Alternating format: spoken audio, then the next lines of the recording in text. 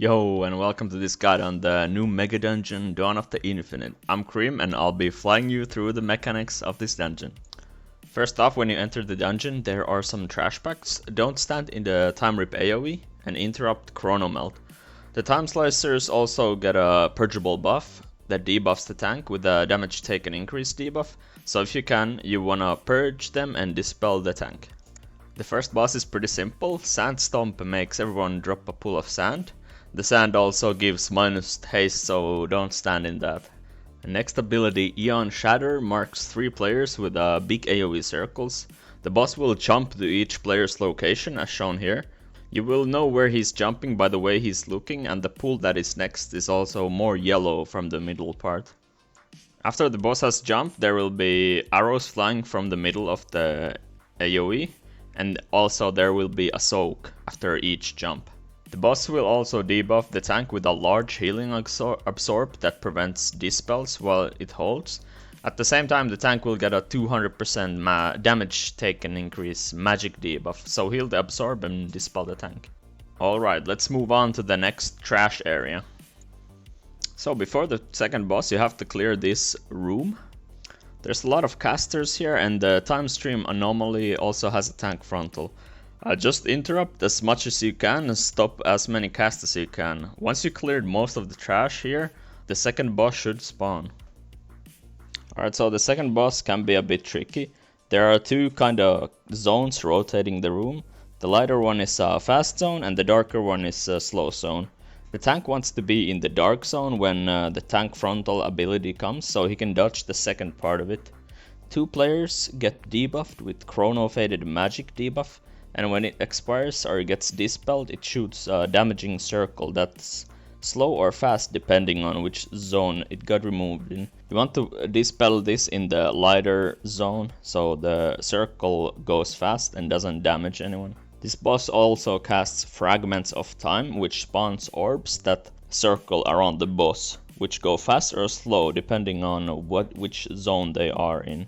You can easily counteract this just by running counterclockwise with the boss. After beating the second boss, you can take the portal, defeat the lonely dragon that just does some AoE damage, and go straight from the middle into the next area. In the next area, we have some new dragons. Shocker, I know. When the smaller mobs perish, they actually buff the bigger dragons with a enrage buff. So if you have a suit ready, just be ready to use it, cause it actually does a lot of tank damage. The big dragons also pull some AoE on the group, so just be ready to heal that. Once you defeated these 2 packs of dragons and blobs, the Blight of Galakrond will become active. So the Blight leaves goo behind when you move it, and a lot of swirlies spawn in the first phase of this fight. It also does tank frontal, which can be used to remove the corrosion debuff. When corrosive infusion is cast, 1 player is marked to get mind controlled after 12 seconds, unless another player goes on top of them to pass the debuff. So if you want to get rid of this debuff, you want to pass it on to the tank when the tank frontal is coming. We actually played the fight without ever clearing the debuff away with the tank frontal, as the debuff seems to go away when the boss phase is at 80% anyways. The boss will recast the corrosive infusion in the other phases as well, so you just have to juggle it. At 80%, the boss will mind control the dragon and become hands-on. This dragon just has the necrotic winds that you have to dodge as well. At 50%, the boss will separate into 2 different dragons. The blue dragon will cast Necrofrost, which will root a player until it's destroyed. You can also use freedom effects to instantly destroy this. The red one will run around and cast frontals and spit on players, so just dodge and heal the damage. The dragons also share HP, so you should be able to burn them down pretty quickly. Just remember, you also have the corrosion debuff that mind controls in this phase, so make sure you juggle it. After you beat the Blight, there will be a long RP, and then you get some more of the first trash mobs along with some new casters. These will just cast some bolts, so just interrupt them and kill them off. Next boss is Iridikron. This big ass dragon will cast Extinction Blast, which you have to place on top of Chromie. After that comes Stonecracker Barrage. The group should soak Chromie and the tank should soak the separate soak in front of Chromie, like our group is doing here right now. After this is done, the group should get a 50% haste buff, which will help out with the next mechanic. So after a few seconds the boss will cast Earth Surge. This puts a big shield on the boss as well as some lines you have to dodge. Getting hit by these lines will knock you up. While this is happening, your healer should top Chromie up. After you break the shield, the boss will cast Pulverizing Exhalation. This will debuff every player with a circle. You should kinda stack these circles, as when the debuff expires, every circle will spawn an ad. These ads will start casting, so just interrupt or CC them and the tank should pick them up. The boss melee is also give a debuff to the tank, which increases physical damage taken by 50%. So at this point the debuff can stack really high, cause the boss keeps meleeing the tank for a long time. After these mechanics happen for a few times, the boss will reach 100 energy and start casting. Cataclysmic Obliteration. Everyone has to stack to Chromie and just blast the boss. If you blast the boss hard enough, he should drop down to 0 energy and you win the fight. After you beat Iridikron, you will fly to the next area. There are 3 mini-bosses and some casters and mobs with a cleave. The mini-boss Vallow does a damage reduction zone. You should stack in this as a DPS or healer. Lerage launches an orb that stuns. And the last mini-boss Spurlock dashes to a player and makes a smoke bomb. Then he starts casting an interruptible ability inside the smoke bomb that stuns one player and drags them into the zone. You have to go in and interrupt this cast. And next up is Tyr. He has a random targeted frontal, Infinite Annihilation, and a tank frontal, Titanic Blow. Both of these leave poop on the ground. Dividing Strike has to be soaked by at least 2 players, or Tyr gains a permanent damage buff. Spark of Tyr gives 2 players a magic debuff that does group damage when removed. You want to dispel one and wait the other one out. This boss will also cast Siphon Oathstone, which grants him a big shield that has to be damaged. While this is happening, orbs will spawn around the room that give 10% haste for 30 seconds stacking when soaked. If any orbs reach the middle, they will deal damage and increase the shield on the boss. After Tyr, there is a dragon that does AoE and a dragonkin that casts a shield. Interrupt the shield and dodge the poop in the ground. After that, there's a dodging fiesta. Only one player has to get through it, and they can open a teleporter for the rest of the team. I found that going from the sides was the best way, but of course you can try any way you want to get through this maze thing. After you complete the speed challenge, defeat the dragons, and then you have to clear the sand from the ground. The way you do is you defeat enemies on top of the sand. You can also knock them in while they are very low on HP. You can tank some of the damage from the sand as a tank, but as a DPS I do not recommend it. So your objective here is to clear the sands so you can get to the portals. When you get the way to the portal, you have to be out of combat to use the portals. Most of these mobs here in the sand area don't actually do much.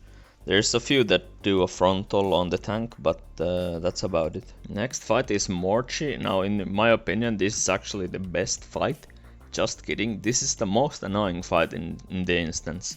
When Morchie casts more problems, you have to find the boss with no hat in the sides. So you can be on the side of the Dragon's Breath. Every other Dragon's Breath is fake except the one with no hat. The Dragon's Breath is a big hit and then it also leaves a big dot as well. So if you don't have like big defensives, you will probably just die to this.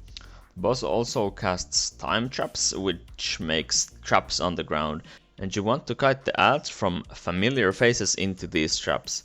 We found out that the tank could tank his one ad while the others kited their ads into the traps, so that the traps would not run out. If you get hit by a trap on accident, it's like a 6-second stun, but the healer can dispel it. Overall, the fight is kind of simple, but it's pretty hectic, and the hat face does make it a bit annoying. Alright, so we have 2 bosses left. First up, Time Lost Battlefield was a pretty chill fight. First you destroy the tank, dodge the AoE and CC the ads. Next phase has triple enemies, 2 to interrupt and 1 that casts poo-poo on the ground, so just don't stand in that. Final boss does 3 shock waves back to back. For the Horde or for the Alliance spawns 3 ads the tank has to pick up. Also the boss has a tank hit which applies mortal wounds, so keep an eye on the tank.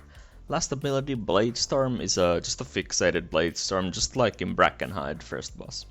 I'm pretty sure this boss also changes like faction based on which faction you have more of in the group, or maybe it's the leader. I'm not quite sure about that, but I guess it's pretty cool. Alright, so last boss, Chrono-lord Deios. You have to go back to where you fought Blight and the other dragon, the stone guy. There will be one more extra pack where you fought Blight, the trash mobs after tour with extra dragonkin. So after you beat those, you can start the long RP before the last boss. So Chrono-lord Deios, he will cast Infinity Orb. This will drop 2 orbs at 2 players. When an orb explodes, you will take 300% more damage from the next orb. So it's important you don't get hit by 2 orbs in quick succession. And the way you deal with this is you can stand under an orb to delay it exploding. So you can blow up one orb, stand under the other and delay it so your debuff can drop. In phase 1 the boss will summon infinite keeper ads and they will start opening portals that summon more ads. You want to just burst down these ads as soon as you can. Destroying the ads damages the boss a lot more than you can damage it, so you should definitely focus the ads. Like all other monsters, this boss also has a big frontal on the tank, which will one-shot DPS and healers, probably if you get hit, so watch out for that. After you have annihilated enough ads, the boss will fly up into the air and chill there for a while. Finish off the remaining ads and you should get some buffs from your friendly dragon friends. In the last phase, when the boss comes down, you still have the orbs you have to manage, you have the tank frontal, but you also have swirlies and sand spawning on the ground, so you have to beat the boss before the whole room is filled with sand.